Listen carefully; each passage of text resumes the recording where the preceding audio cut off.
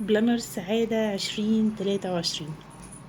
النهاردة ان شاء الله هعمل لكم ريفيو عن بلانر دكان سعادة 2023. ريفيو كامل بإذن الله.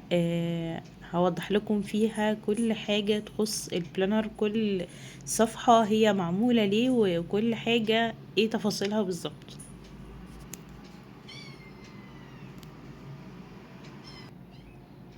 نيجي هنا عند اول صفحة، بس حابة اوضح لكم بس حاجة صغيرة جدا، وهي ان البلانر مقسومة على 2.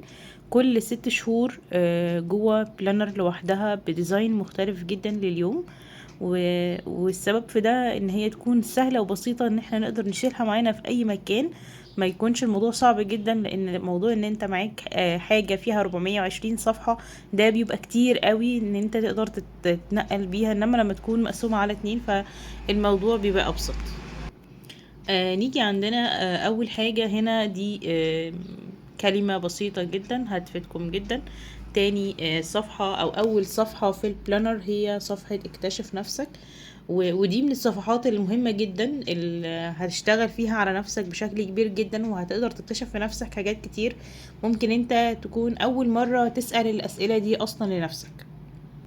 نيجي عند تاني صفحة، ودي من الصفحات المهمة جدا جدا ان انت تقدر تقيم السنة اللي فاتت اصلا انا وقفت لحد فين وعملت ايه، ايه اهم انجازاتي وايه الذكريات اللي كانت جميلة جدا بالنسبة لي السنة اللي فاتت، وايه الحاجات اللي انا اتعلمتها، وايه الحاجات اللي انا محتاجة او محتاج ان انا ابطلها وما اعملهاش تاني. طبعا الصفحة اللي ما نقدرش نستغنى عنها طول السنة صفحة العادات، لكن السنة دي دكان سعادة عملتها بشكل مختلف، مش مجرد انها صفحة بتكتب فيها العادات بتاعتك وخلاص. لا، هنا عملنا ازاي ان انت تبني عادة جديدة، وعملنا حاجات مختلفة ممكن تعملها، سواء كان للإنجاز، سواء كانت لصحتك الجسدية، سواء كان لراحة القلب، ومدين أمثلة لأنواع العادات اللي ممكن انت تقدر تتبعها خلال الفترة دي.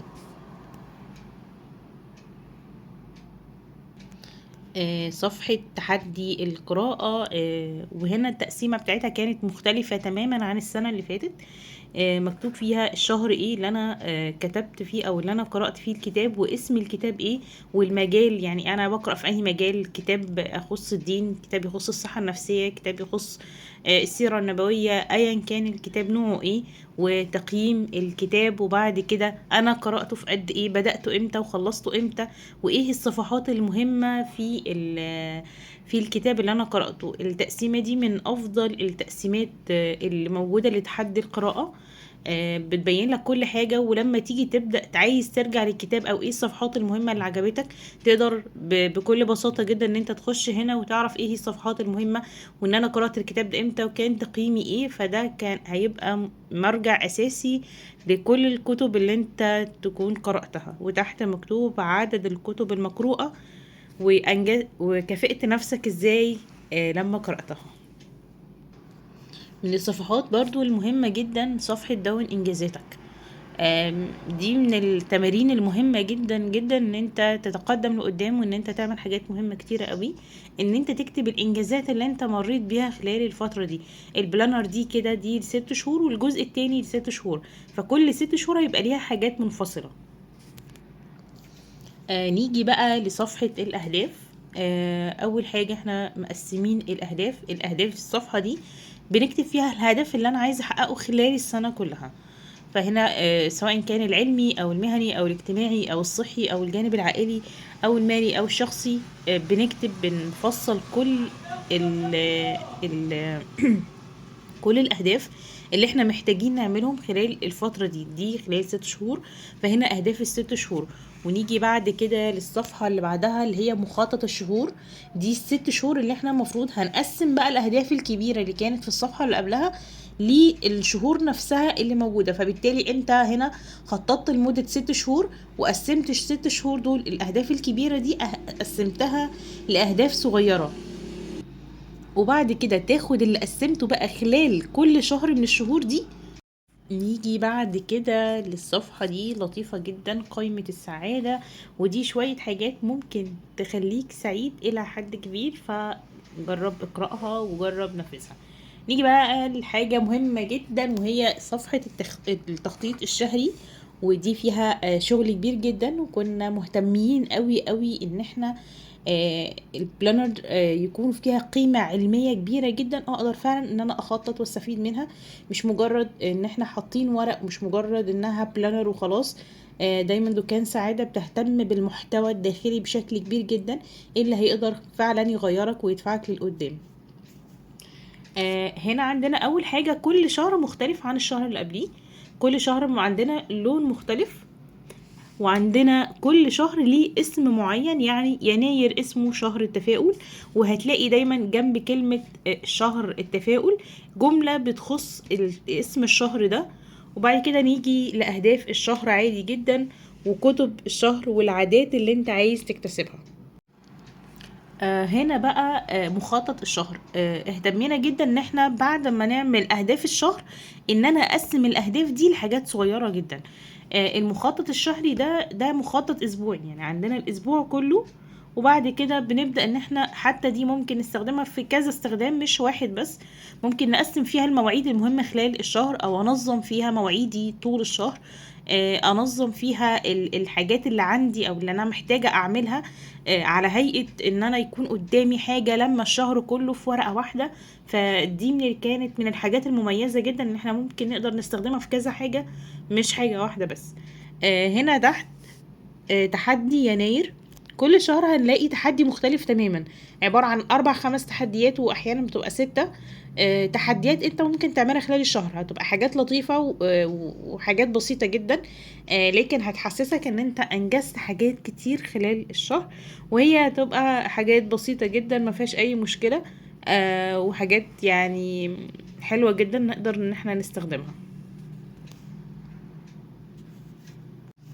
نيجي بقى للورقة اللي حرفيا بتاخد أكبر وقت مننا وأكبر جهد مننا. احنا دايما بنسعى ان الورقة عندنا ما تكونش ورقة فاضية، لأنه الناس كلها بتبقى أحيانا بيجي عليها وقت انها مش عارفة تكتب ايه أصلا. ولو حد جديد في التخطيط بيبقى الموضوع فعلا صعب عليه جدا ان هو يقدر يعصر دماغه ويبدأ ان هو يكتب هو محتاج ايه. عشان كده دايما احنا اكتر حاجة بنهتم بيها هي الورقة دي. ورقة اليوم من الورقات اللي بالنسبة لنا بنشتغل عليها بشكل كبير جدا كل سنة. ايه الحاجات اللي انت بتحتاجها طول اليوم، الحاجات اللي انت ما تقدرش تستغنى عنها، والحاجات الأساسية في يومك. خليني اعمل لكم بقى زوم على ورقة اليوم الخاصة بينا.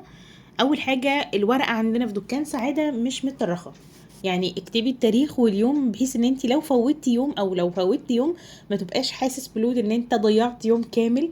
لا، هنا هتكمل عادي جدا. مهتمين جدا السنة دي ان احنا نعمل الفروض الخمسة، معاهم طبعا صلاة الضحى، الأذكار بشكل كبير جدا لوحدها. كل الأذكار اللي انت مفروض تقولها خلال اليوم، علشان ده هيشجعك كمان ان انت لو ناسي حاجة وتبدأ تمسك البلانر تبدأ تفتكر ان في حاجة ممكن اعملها زيادة. السنن اليومية، كل السنن المتاحة، قيام الليل، الصدقة، سورة الملك قبل النوم، ودي حاجات مهمة جدا. هنقدر ان احنا بعد كده لو انا مش بعمل الحاجات دي اصلا هقدر ان انا ابدا ادخل وهبدا ان انا اعمل الحاجه دي، حتى لو هلتزم بيها مره مرتين. دي من هنا هقدر اخلق عادات اصلا جديده انا ممكن ما كنتش عارفها او ما كنتش بعملها. طبعا نيجي هنا لجزء حفظ القرآن. هنا بالنسبة لنا معمول هنا الصورة ومقدار الحفظ والمراجعة وتقييم الأداء. دي للناس اللي بتحفظ قرآن أو إنها عايزة تتابع إنها تحفظ قرآن أو إنها تقرأ أصلا قرآن، فدي هتفيدها جدا. وده كان جزء العبادات، احنا مهتمين جدا جدا بالجزء ده في البلانر، لأن هي من أهم الحاجات اللي احنا ممكن نكون كلنا مقصرين فيها جدا. بعد كده في مساحة حلوة للكتابة أكبر بكتير من السنة اللي فاتت. اهتمينا برضو ان هو يبقى فيه مساحة للكتابة للناس اللي بتحب تكتب، فدي مساحة. وبعد كده نيجي للجزء اللي تحت بقى نفسنا والصحة بقى والمواعيد والحاجات دي كلها. وهنا طبعا جزء هبدأ يومي بإيه، ودي من الأجزاء المهمة جدا. لو أنا بعد ما بكتب أنا عايزة أعمل إيه أكتر 3 4 حاجات مهمين جدا، هم دول اللي هبدأ بيهم اليوم، هم دول فعلا مهمين. مواعيد اليوم، المواعيد اللي ورايا او المشاوير او ايا كان، ورايا كورس، ورايا اي حاجة، فانا هنا بقدر اكتب هنا بحيث ان انا كل حاجة في يومي تبقى مكتوبة قدامي. بعد كده هنا الصحة والطعام، كلت فاكهة قد ايه، فيتامين، شربت مية، لعبت رياضة. الوجبات برضو موجودة، الثلاث وجبات هكتبهم. هتصل بمين النهاردة، ودي من باب ان انا يعني بس يعني بسأل على الناس، او ان انا بصل رقمي وهكلم مين. الجزء اللي تحت بعد كده بكتب جملة لنفسي، بكتب حكمة، بكتب دعاء، بكتب آية قرآنية عجبتني خلال اليوم. آخر حاجة بتبقى موجودة وهي تقييم اليوم. حبينا نعمل التقييم السنة دي بالشكل ده، مش مجرد ايموشن، لا بيبقى حاجات كتير زي ان انا مقبول، اليوم جيد، يوم جيد جدا، يوم ممتاز، اليوم مش عاجبني. ودي كانت أهم ورقة عندنا في دكان سعادة، لما أو شاملة كل الجوانب بتاعة الحياة، كل حاجة ممكن إن أنا أعملها، كل حاجة هفكر أعملها هنلاقيها موجودة هنا، هتساعدنا جدا إن احنا ننظم فعلا وقتنا، وإن احنا نحدد أهدافنا، وإن احنا نبقى فاهمين وعارفين إيه الحاجات اللي احنا ملتزمين بيها والمفروض نعملها. الجزء التاني من بلانر دكان سعادة، احنا قلنا انها كل 6 شهور بلانر لوحدها. الجزء التاني بقى اوله ان انا براجع انا عملت ايه اول 6 شهور، ايه الانجازات اللي انا عملتها، اهدافي ايه اللي حققتها، المناسبات اللي كانت مهمة عندي، حاجات انا مش هعملها تاني، حاجات انا ما حققتهاش كنت كاتباها في الجزء الاولاني، وايه السبب اللي انا عملت ده، يعني ليه انا ما حققتش الاهداف دي. شعار المرحلة الجاية، وكنا اتكلمنا قبل كده في فيديوهات قبل كده، ليه ان احنا المفروض نحط اسم او شعار للمرحلة اللي احنا فيها، ان ده بيشجعنا بشكل كبير جدا. عادات ان انا حابة اتخلص منها، واكبر انجاز انا عايزة احققه الفترة الجاية. نيجي هنا بقى شوية حاجات مقدمة برضو لطيفة جدا، ازاي ان انا اقدر اتخلص من الفوضى علشان اكون مبدع اكتر، الشغف. بنسمع كتير قوي الكلمة دي عن الشغف، فاحنا ازاي نقدر نبحث عن شغفنا، وبعد كده هنلاقي شوية اسئلة هتقدر تساعدنا ازاي ان انا ادور على شغفي، او ازاي ان انا اصلا الاقي الحاجة اللي انا اقدر اقول ان انا شغوف فعلا بيها.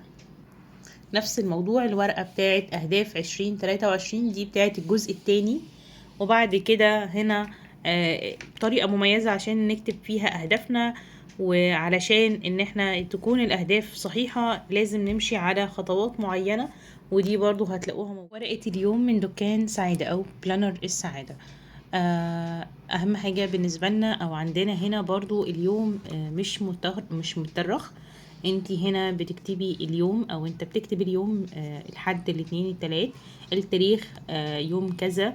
طبعا سنة 2023 هنا مقسمين الفروض، انا بحاول اعمل زوم علشان تبقى واضحة بالنسبة لكم. الفروض الخمسة معاها صلاة الضحى، الأذكار، طبعا كل الأذكار اللي احنا مفروض ان احنا نعملها خلال اليوم، السنن اليومية، السنن قبل الفجر وبعد الظهر وبعد المغرب والعشاء وقيام الليل والصدقة وسورة الملك اللي بتتقرأ قبل النوم. طبعا ما نسيناش القرآن، حفظ القرآن أو متابعة القرآن أو القراءة. هنا بنكتب السورة اللي أنا بقرأ فيها، وأنا حفظت منها قد إيه، وقرأت منها أو رجعت قد إيه، وتقييم الأداء اللي هو بتاع الحفظ أو بتاع التسميع اللي أنا سمعته. طبعا الجزء المهم بالنسبة لنا اللي هي الأولويات بتاعة الأهداف اللي أنا المفروض هكتبها خلال اليوم، أو الحاجات اللي أنا مهمة عندي. 5 6 حاجات مهمة عايزة أعملها النهاردة، وفيهم حاجتين لازم أبدأ بيهم اليوم.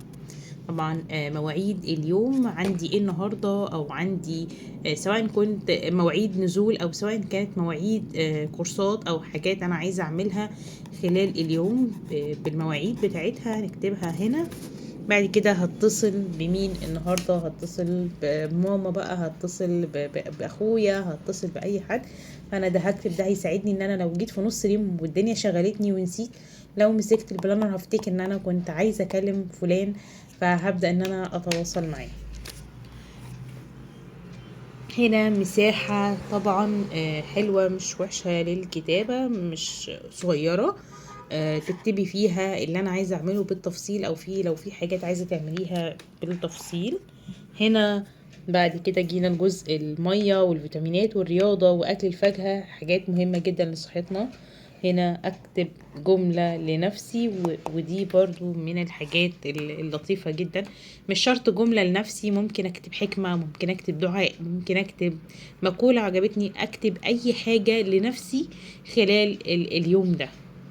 بعد كده وجبات الأكل طبعا، الثلاث وجبات، الفطار والغداء والعشاء، بكتبهم للناس اللي بتنسى ومحتارة تاني يوم تعمل ايه، فاحنا هنا هنخطط بشكل لطيف جدا. بعد كده طبعا تقييم اليوم، بقيم اليوم بتاعي كان ماشي ازاي، اليوم انا حققت بنسبة قد ايه، وبالتالي بقدر ان انا اقيم اليوم. تفاصيل مهمة جدا خلال اليوم هتساعدنا جدا جدا ان احنا نخطط وان احنا ننظم. لو انا سنة اولى تنظيم لسه اول مرة هبدأ اخطط او انظم، فدي هتبقى مفيدة جدا ليكي. ولو انا متعودة على التخطيط دي برضو هتبقى مفيدة جدا. لان فكرة ان انا كل حاجة قدامي، كل حاجة انا مفروض اعملها قدامي، دي هتساعد جدا ان انا قدام اقدر ان انا انمي نفسي وانمي مهاراتي. لو انا مثلا مش ملتزمة بالصلاة او بسيب فرض وبعمل فرض، فهنيجي عند الجزء ده هنمعلم ان انا ما صليتش الفرض في ميعاده، فده هيخليني عندي دافع ان انا ان شاء الله اليوم اللي بعديه ان انا ابدا اقرر ان انا التزم في الصلاة اكتر. لو انا مش بقرا الحاجه زي الاذكار مثلا، لا هسعى ان انا اقرا الاذكار. لو انا ملتزمه بحاجه مش ملتزمه بالحاجه التانية، هبدا ان انا انمي نفسي وان انا لا انا عايزه اعمل ده، انا عايزه اتشجع واعلم كله صح. فبالتالي خلي عندك تشجيع ويساعدك جدا ان انت تبداي تسعي ان انت تبقي افضل او ان انت تبقى افضل. فكرة اليوم هنا بالنسبة لنا مش مجرد حاجة فاضية واسيب انا ودماغي بقى نتكلم براحتنا، لا، هو انا هنا عندنا هدف معين، ملتزمين بحاجات اساسية خلال اليوم، العبادات الاساسية خلال اليوم، ان انا اهتم بصحتي خلال اليوم، ان انا اسأل على الناس احبابي خلال اليوم، مواعيدي اليومية والاكل والشرب. فدي من الاساسيات اللي بالنسبة لنا اللي هي ما فيهاش كلام تاني، هي دي بالنسبة لنا أساسي. طبعا حاجة تانية كنت حاسة أتكلم فيها، وهي إن آخر كل بلانر فيه كام صفحة فاضيين للتدوين، لو حابة تدوني فيهم حاجة أو حابة تكتبي فيها أي حاجة. ودي كانت من الحاجات اللي مدية برضو مساحة في البلانر إن انتوا تكتبوها أو إن انتوا تكتبوا فيها، ومن الحاجات المميزة. طبعا هنا النتيجة اللي هي السنوية. آه، يعني اظن ان الموضوع شامل بشكل كبير جدا جدا. خامة الورق نفسها ورق 120 جرام، وده اتقل خامة ورق موجودة. دايما احنا بنهتم بالخامة الداخلية، هي دي البلانر اللي هتقعد معانا طول السنة. هي دي اللي هتفضل معايا سنة كاملة هخطط فيها. فدايما بنهتم جدا جدا، يمكن اكتر الناس اللي عارفة دكان سعادة او اللي جربت دكان سعادة عارفة كويس جدا احنا ازاي بنهتم بخامة الورق نفسها. بنهتم بالديزاين الداخلي بشكل كبير جدا جدا. المحتوى معمول حرفيا بحب زي ما مكتوب على الغلاف. كل حاجة مكتوبة في البلانر مدروسة كويس جدا، كل حرف مدروس، كل تحدي مدروس، هو معمول هنا ليه وايه السبب اللي معمول ليه. اظن من اقوى البلانرات اللي موجودة الحمد لله. الديزاين الداخلي، التخطيط بشكل كبير جدا. احنا هدفنا حاجة معينة، هدفنا ان الناس تقدر تخطط وتنظم وقتها بشكل كبير جدا وبشكل واسع جدا، وتقدر انها فعلا تتخطى فكرة ان انا بضيع الوقت وان انا مش بنظم وقتي والحاجات دي كلها. احنا هنا ده الهدف الاساسي بالنسبة لنا، احنا ازاي هنساعد اكبر كم ممكن من الناس انها فعلا تقدر تخطط وتنظم لوقتها.